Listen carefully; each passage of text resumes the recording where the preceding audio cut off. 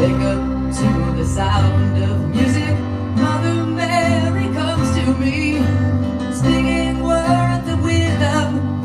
Let it be, let it be, let it be, let it be, let it be. Speaking words of wisdom. Let it be, yes, let it be, let it be, let it be, let it be. Speaking words of wisdom. Let it be.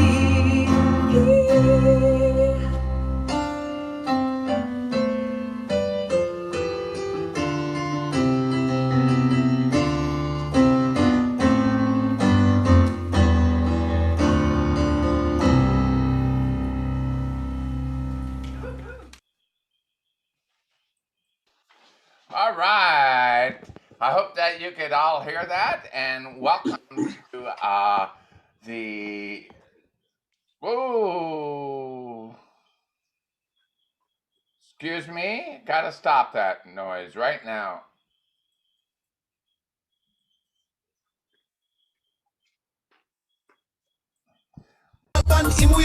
Nelly Shaban's feather.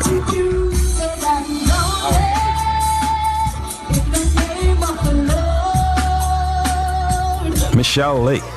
Well, that didn't happen to me last week, so we always have a new thing going on. Give me a minute to correct it.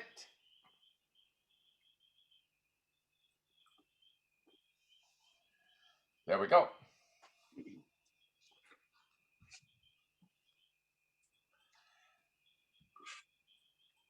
I love Zoom.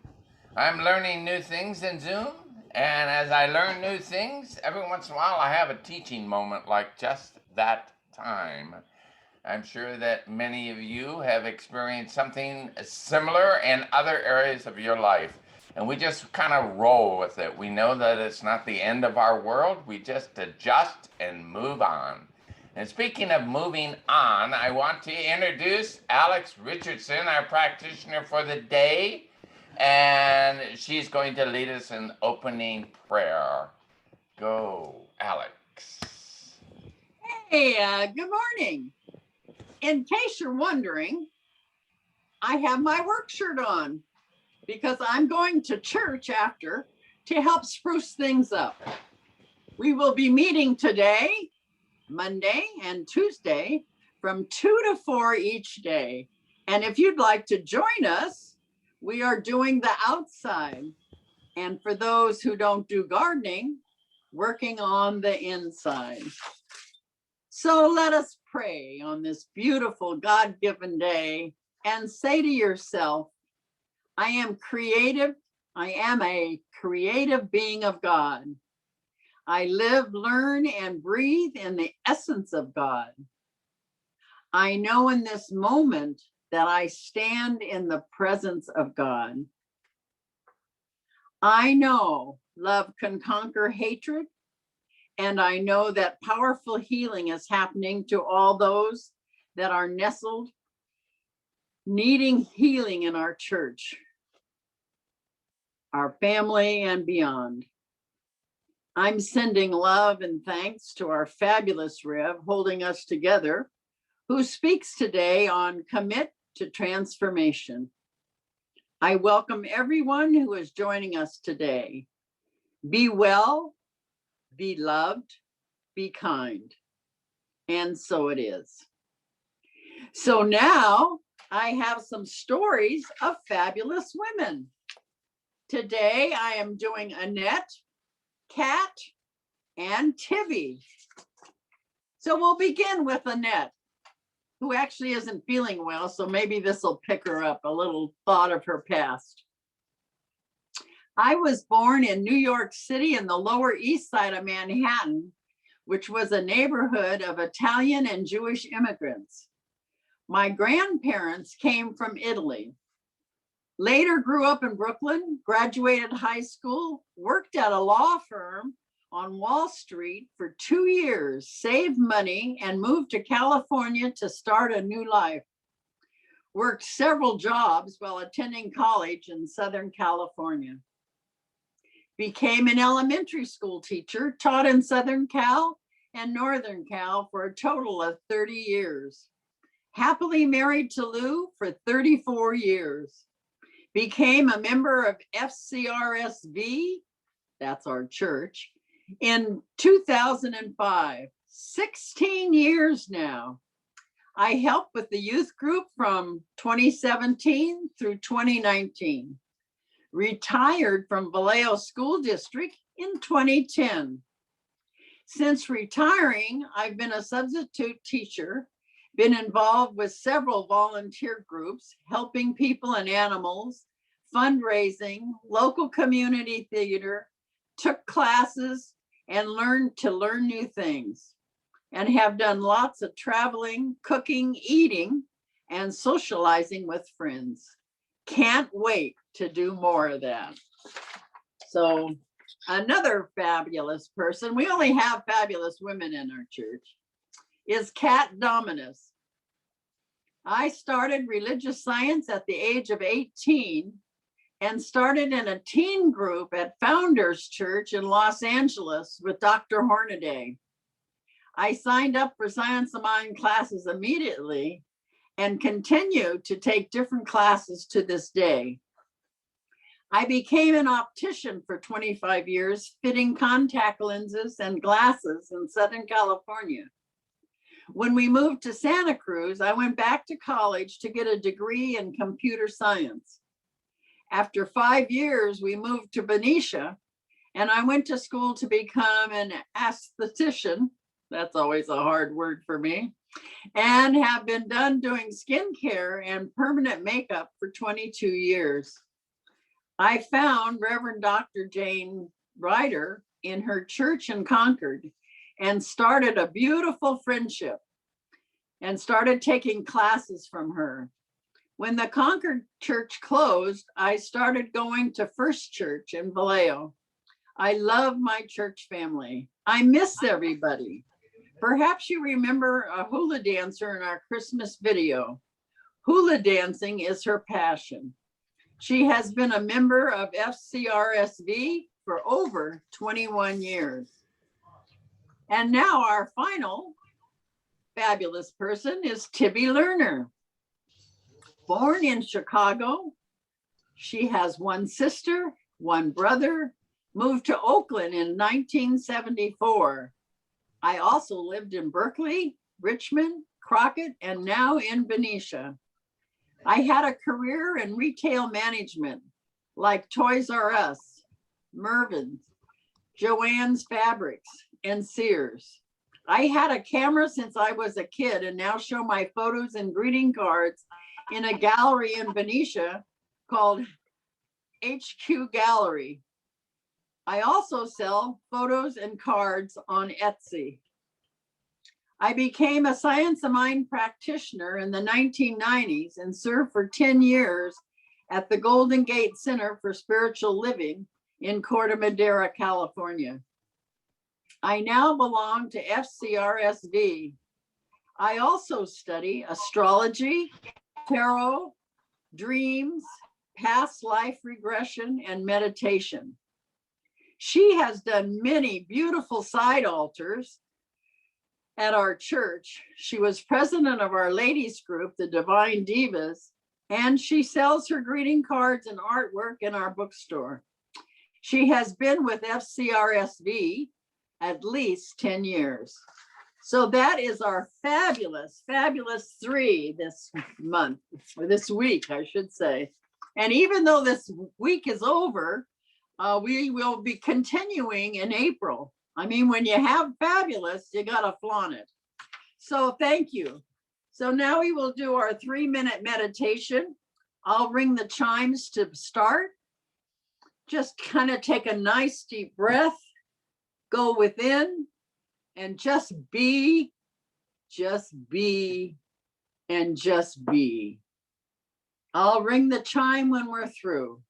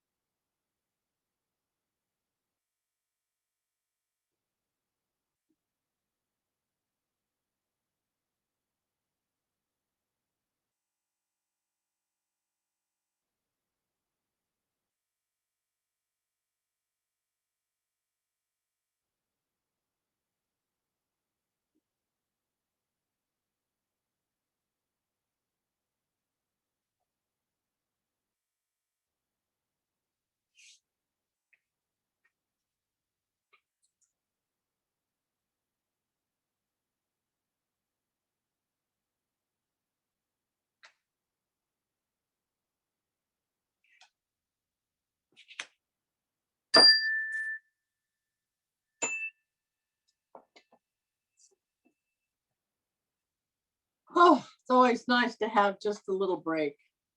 So I leave you with a Sufi blessing. May blessings of God be upon you. May peace abide with you. May his presence illuminate your heart now and forevermore. And so it is. And so it is. Thank you so much, Alex.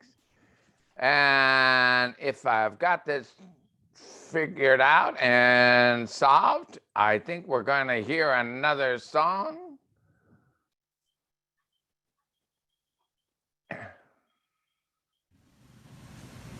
One, two, three, four.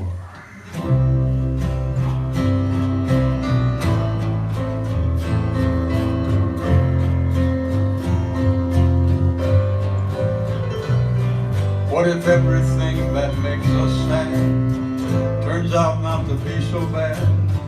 Everything that seems so wrong is what we needed, not meant to. What if everything in life's a gift? What if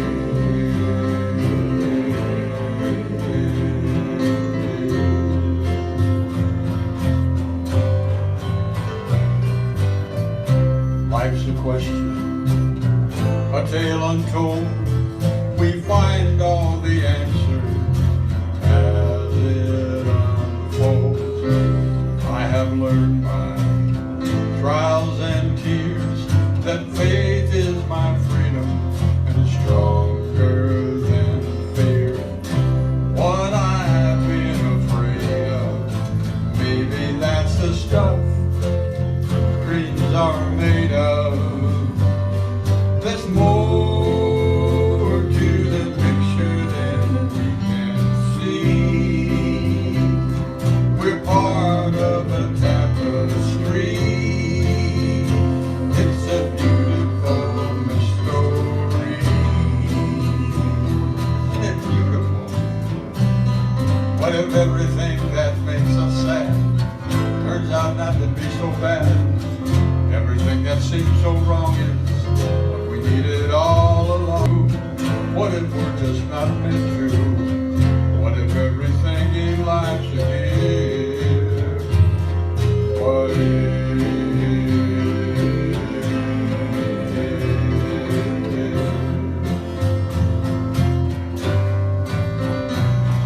What if?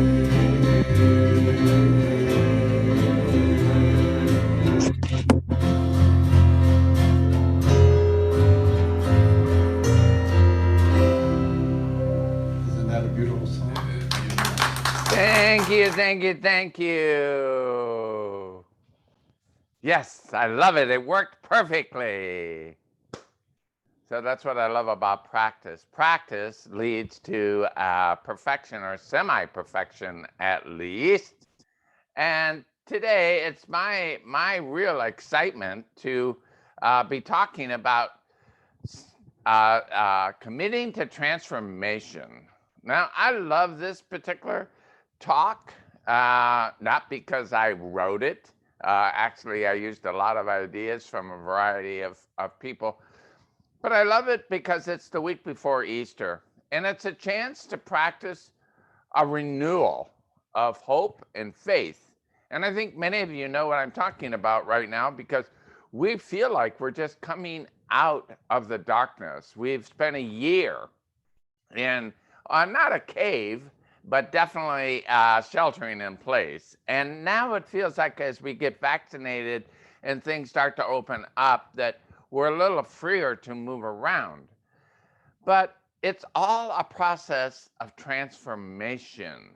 And so I'm encouraging us all to consider it and what it means to make changes so that we don't re-enter, if you will, the world and our communities as we left it. That we take this opportunity to make a change.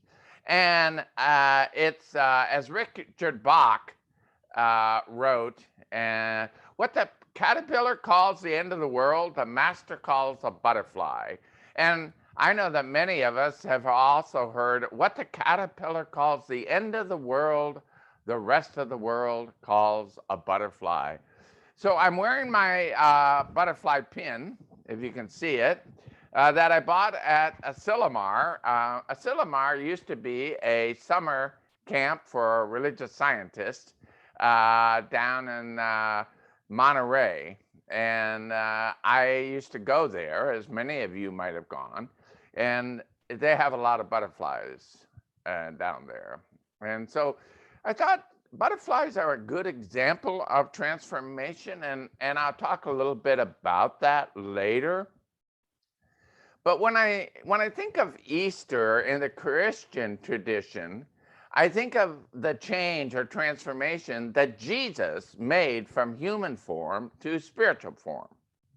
Metaphorically, it is a butterfly story. And this is the week before that idea, that this is the week to get ready, to start preparing ourselves and our thinking of new possibilities of our being in the world. So on this Sunday before Easter, I'm going to be speaking on our willingness to commit to transformation. That is in keeping with our monthly theme of open to possibilities. All month long, we have been talking about being open to possibilities. And in order for that highest idea of our life to unfold, we must be willing to transform our consciousness and be willing to have our life transform as well. We commit to transformation by our willingness to do the spiritual work of releasing that which has been guided to release and embracing that which we have been guided to embody. As many of you know, visioning is not about getting, it is about releasing. And that is as we open ourselves up to spirit and we practice being in tune, it is often about letting go. And many times it's about letting go of ideas and sometimes things that no longer serve us. So that's the invitation today. And our religious science founder, Ernest Holmes, in his famous Sermon by the Sea, which he did give at Asilomar, so it's fitting that I'm wearing this butterfly that I bought there. He gave it on August 15th, 1959, and he said, "We are taking, I trust, a vision, something beyond a hope and a longing, that the living spirit shall walk through us, walk anew in its own creation, and a new glory come with the dawn." And that's what I hope that you gain from this message today, something beyond a hope and a longing. We have an opportunity to grow our consciousness and are willing to let go of our old way of thinking and transform our thinking into new possibilities. After all, last Sunday was the spring equinox, and spring and the new growth is in the air. I know my sinuses know that spring is in the air. Alex and I were talking about that earlier. And it's also in nature. And if we are open to new possibilities, and also in us about new growth. So it's interesting what this Sunday before Easter means to different folks, depending on their religious upbringing and spiritual beliefs. Someone said recently, it's Palm Sunday, but is it really? And to who? Many of you know of my love for searching on the internet for tidbits of information that fit into my message. Well, it appears that for this month, many of the special religions and spiritual holidays are all around the spring equinox, which is of itself a transformation from winter to spring, from dormant to growth, a time of new beginnings and growth after a season of dormant conditions. You might already know this, but while some people think that this is Palm Sunday, that would only apply to 31% of the people who identify as Christians in the world, only 1/3. Jews, which are celebrating Passover this week, are 2% in the US and 2.2% in the world. Islams or Muslims are 25% today, but some experts believe that they will exceed the percent of Christians in the world within 20 years. They are rapidly growing. Hindus account for about 15% and Buddhists 7%. Now, what does all that have to do? We're not having a math class here. But I wanted you to step outside of your thinking of how you view this Sunday. Because this Sunday is viewed so many different ways by so many different people. And we want to expand ourselves. And I like to think of us, a new thought in religious science, is open to honoring, if not embracing, all spiritual beliefs in a world that works for everyone. And for Christians, as I said, it's Palm Sunday, a day that celebrates Jesus' entrance into Jerusalem. And Christian churches often give the congregation palm branches to recreate that celebration of Christ's final arrival in Jerusalem, because his followers used palm branches to honor him as the King and the Messiah. That date changes every year because the date of Easter changes in relationship to the Jewish holiday of Passover. So Jews may be only 2.2% of the world religious population, but they set the Easter holiday for Christians, the largest group. Excuse me. For Jews, it's a time of Passover, an 8-day Jewish festival which began on Saturday at sunset.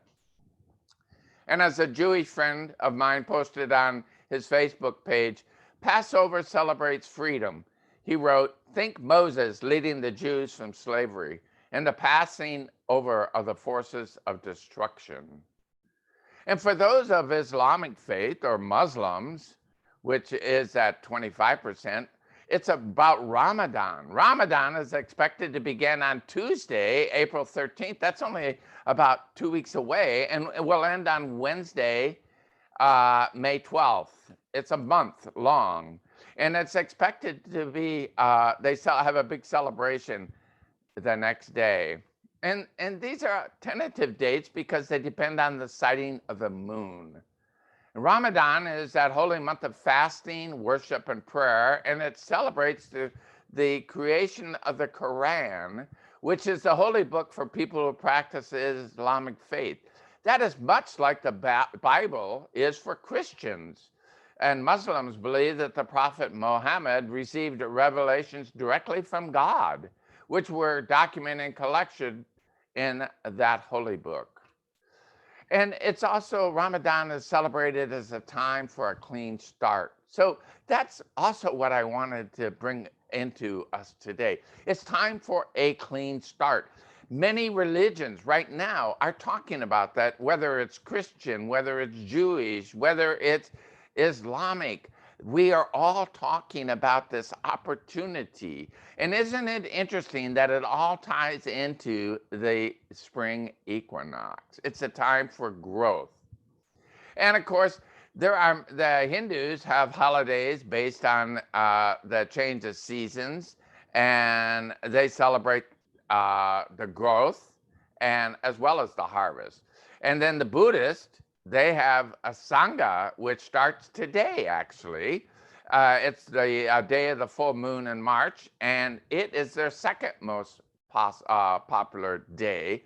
And it is to get a chance for people to reaffirm their commitment to Buddhist practices and traditions. That sounds like a commit to transformation to me. So do you see that there's a common thread? Almost all of these major religions take this time of year around the spring equinox as a time of renewal and transformation. So are you willing to commit to renewal and transformation? This month, we are encouraged to open to the highest idea of our lives through the spiritual practices of visioning.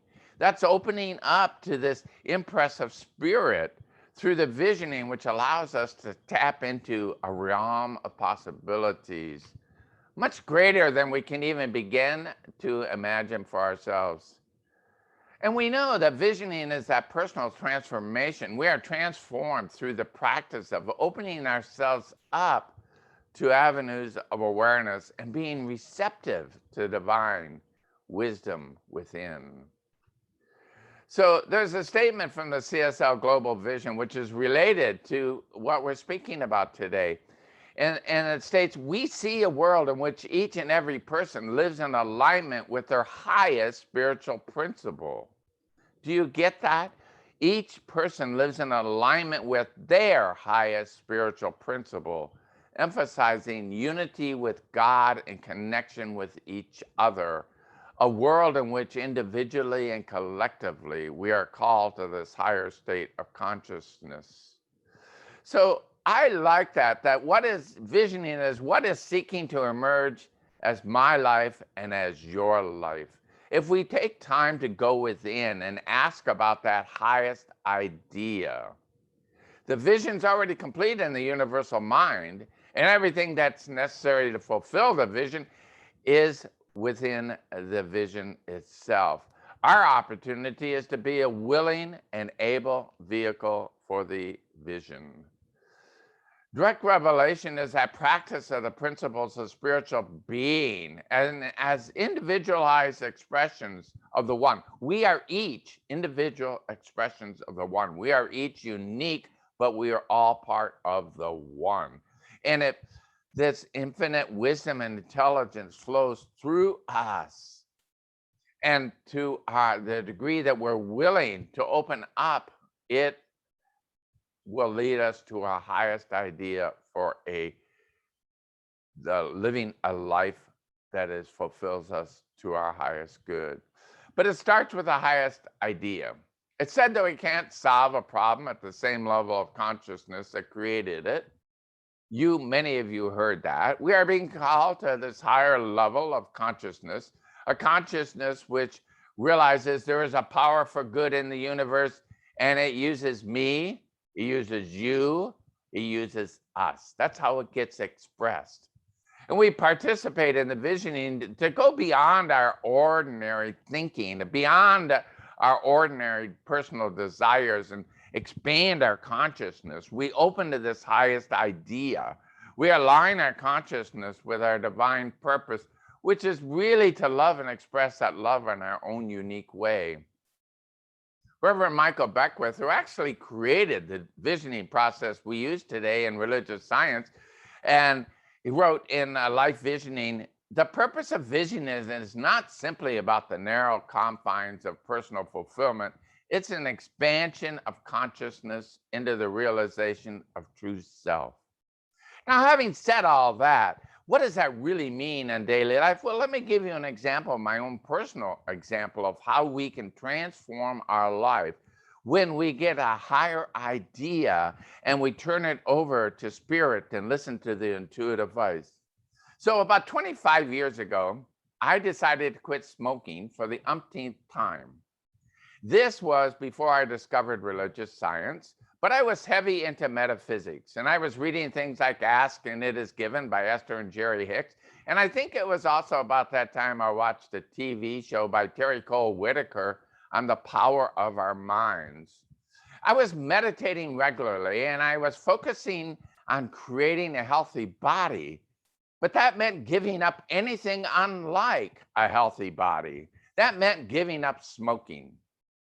And when I had tried giving up smoking before, quite often what took me back, even after I quit one time for 5 years, was having a drink with friends who were smokers. So I decided that meant giving up drinking alcohol as well if I wanted to be successful. And yes, I really wanted to be successful. I picked Easter because of the symbolism of Jesus rising up from the dead from a cave, transformed. So the week before Easter, I started to prepare myself. I was meditating and I was journaling and I was planning healthy activities to begin the next week. All of those things to support my highest idea of a healthy body. So on Easter morning, I woke up and my life was changed. I no longer identified as a smoker. That was 25 years ago, and it's still my higher idea of myself. You can use that metaphor for anything in your life that you really want to make a change.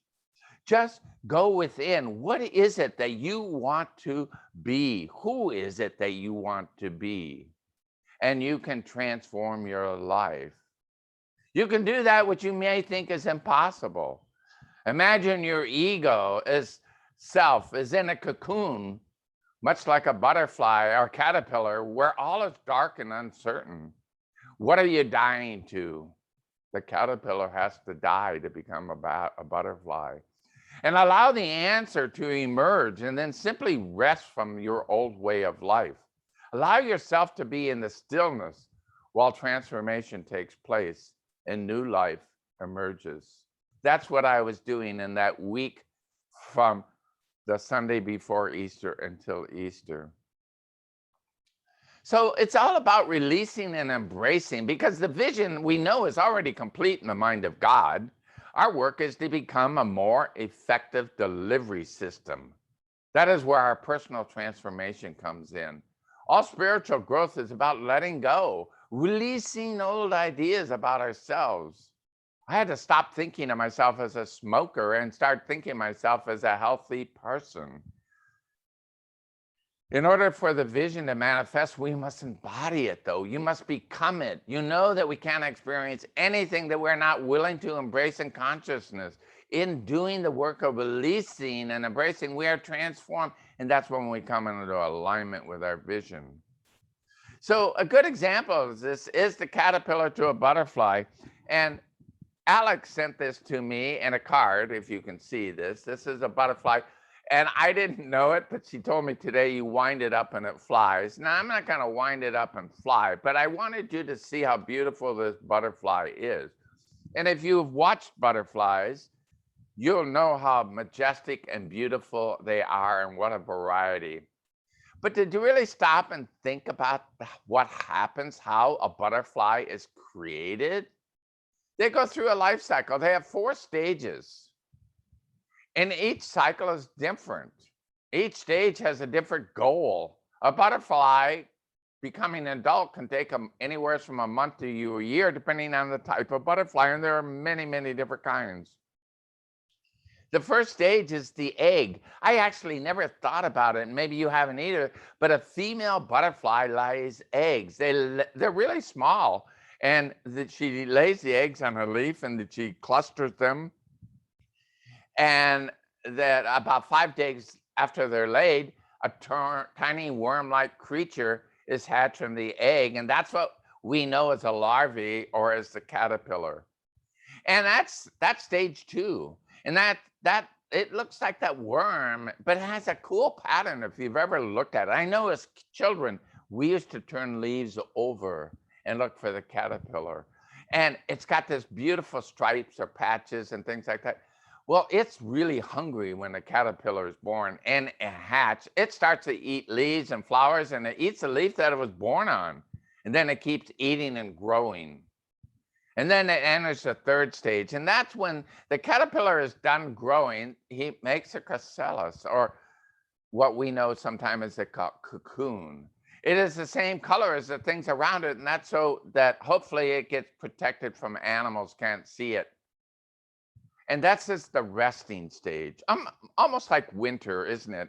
We see the same resting stage in other areas of nature.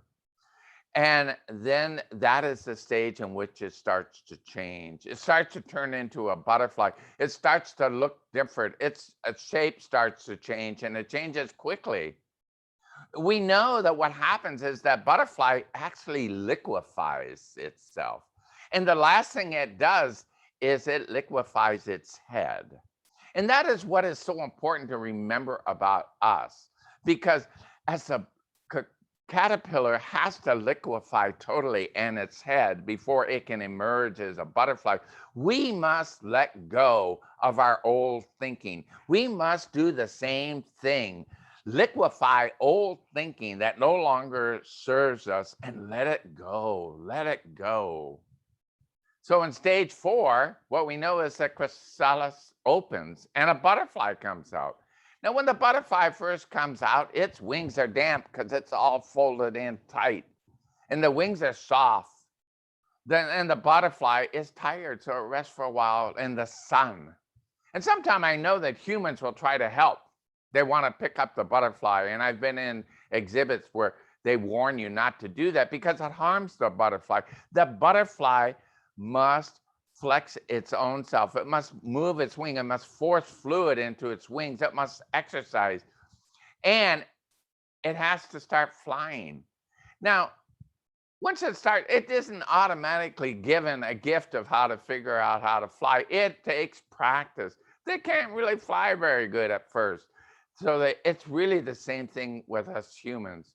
When we start a spiritual practice, we need to be gentle with ourselves. We need to rest when we need to, but not give up. It's called a practice for a reason. So I'm saying that so if you're new to visioning, know that you can practice this, and it's a beautiful spiritual tool which will help you enrich your life. But be gentle with yourself as you go on.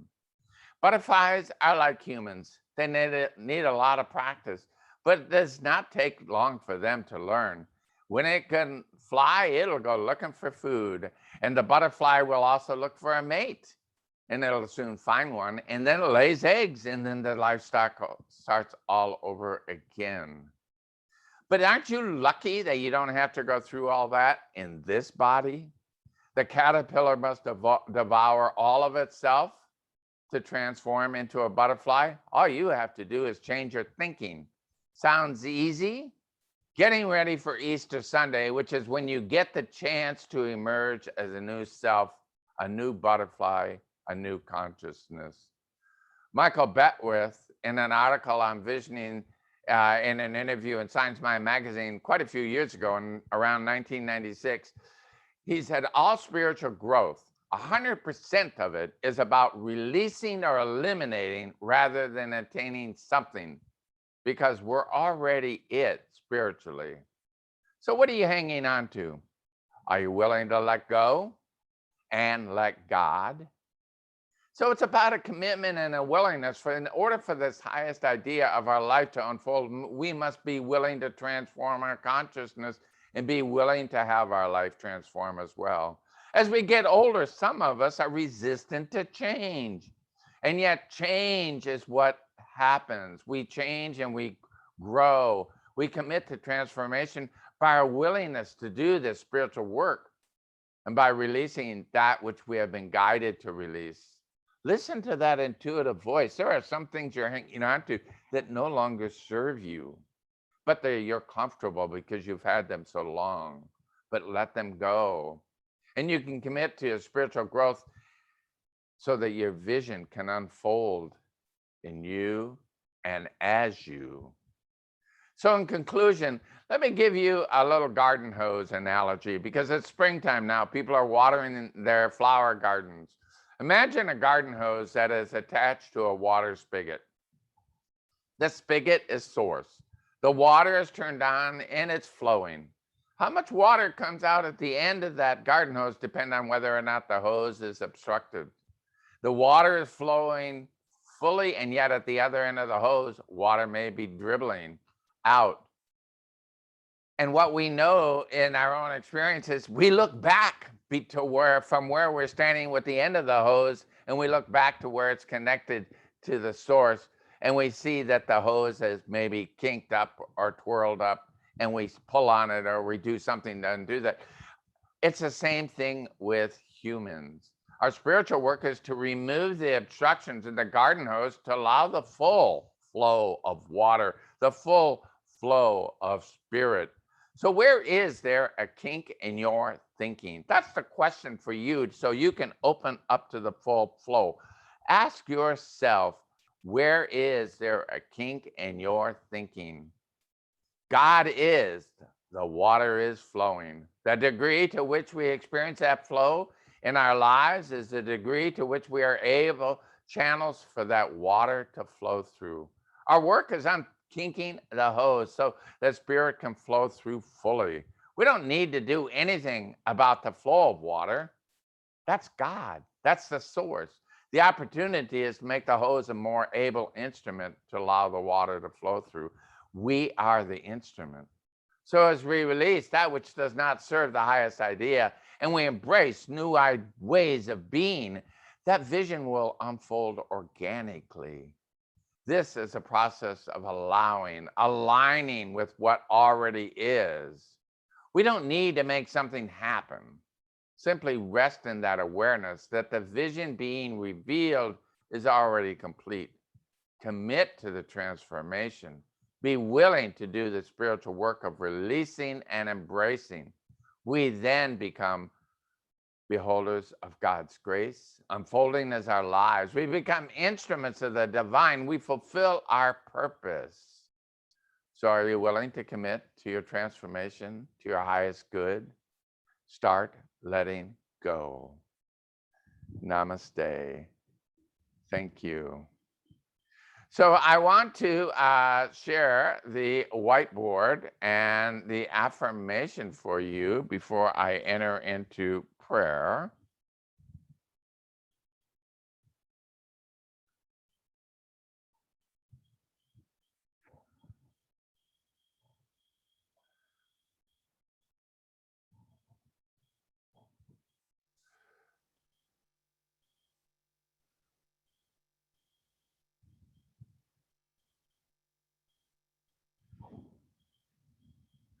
This is the affirmation. So what I would like you to do is say it with me. And we'll say it twice. I relax and behold God's grace unfolding as my life. I relax and behold God's grace unfolding in my life. So now I'd like to take this time to offer a Science of Mind treatment. And today I'd like you to join me in a special prayer for Karen. Karen, as some of you know, hurt her foot when she fell. When I say hurt, she broke her foot. And she has some related injuries. So what I would love for us to do is seeing her whole and healed in ease and grace and pain-free. And I also want to include that we know that continued healing for Mary and Louise and Emily and Annette. So please join me in this prayer. If it's safe, go within and know that there is only one life. It is God's life. It is my life now.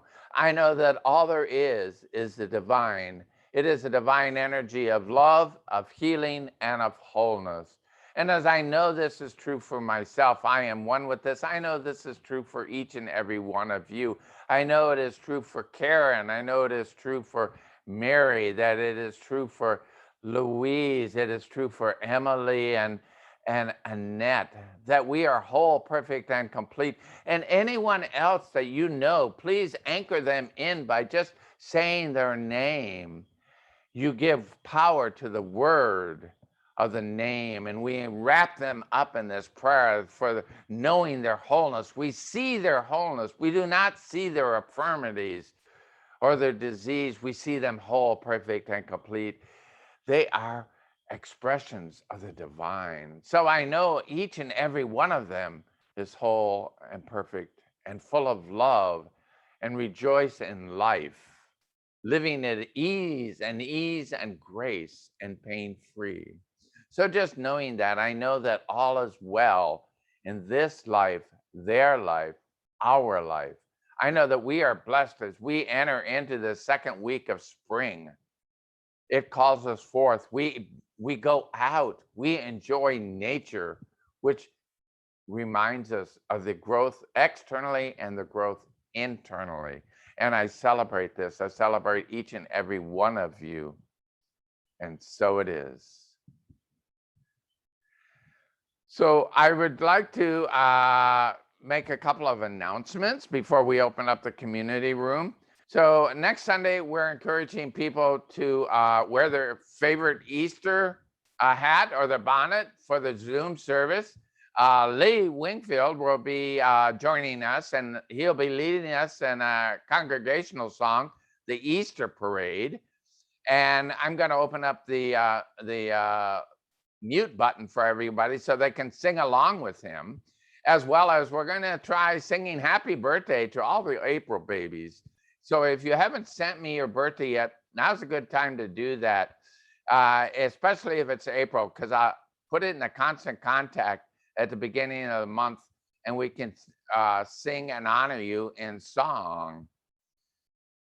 Now, I wanted to mention the fact that Alex asked you about the Zen garden and the inside and the beginning. And I hope that you show up. She is going to be there on Sunday, today, Monday, and Tuesday.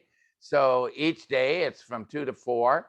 And so just give her either a call or write to her at namaste from Alex at gmail.com if you're willing to help. And I'm sure that she will appreciate it. I also, for those of you who have been reading Constant Contact, we have a class on abundance coming up. And I want to share that. So what it is abundance class. I'm starting not this week, but the following week. And it's a class by Dennis Merritt Jones. He's written books for 2 classes I taught last year, and it's really been fun. And he's joined us on the last day.